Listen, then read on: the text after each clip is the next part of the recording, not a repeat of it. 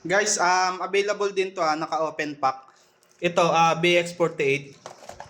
Yung 04 siya, ayan. BX48, dalawa yung available diyan.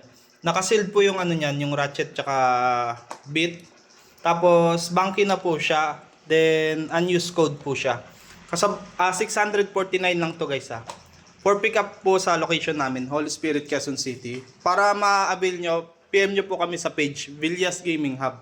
Then ito 1.8 na lang po, 1,800. Yung box niya dented lang.